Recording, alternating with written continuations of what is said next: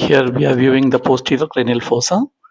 Now you can see, make out the complete occipital bone from inside, and as I mentioned earlier, this looks like an alphabet Q. This looks like an alphabet Q, and you are viewing the occipital bone from inside, and this is a basic occiput. And you can also appreciate the big foramen, the foramen magnum, through which the brainstem and spinal cord passes through. Now, two more bones can be seen in the posterior cranial fossa, that is a part of the petrous part of the temporal bone, the posterior aspect of the petrous part of the temporal bone on either side, and in blue color you can see a part of the posterior part of the parietal bone. So this constitutes the posterior cranial fossa. Let us see what are the foramens we can appreciate in the posterior cranial fossa.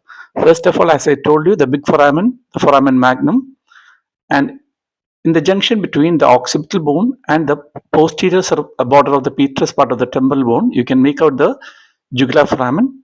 Here is the jugular foramen through which the internal jugular vein drains out from the skull.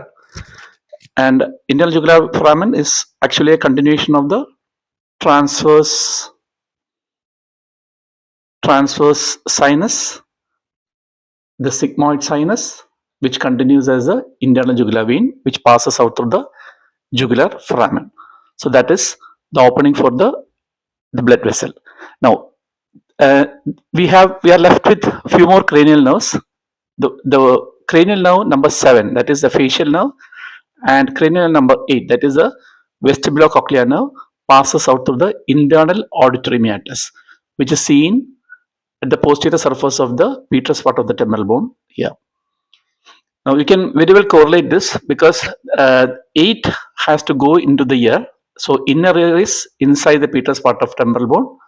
So as the 8th nerve or the vestibulocochlear nerve or the auditory nerve has to go into the ear, it makes sense why it is piercing the internal auditory meatus. Similarly, nerve number 7, the facial nerve, also will enter into the internal auditory meatus, and eventually it will come out into the face as the extracranial part of the facial nerve. So the nerve number 7 and 8 will enter into the internal auditory meatus. Now we are left with nerve number 9, 10 and 11, which will also pass out through the jugular foramen. That is 9, 10 and 11 will also pass through the jugular foramen.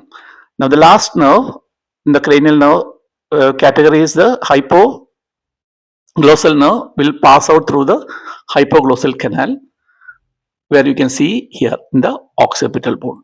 Thank you.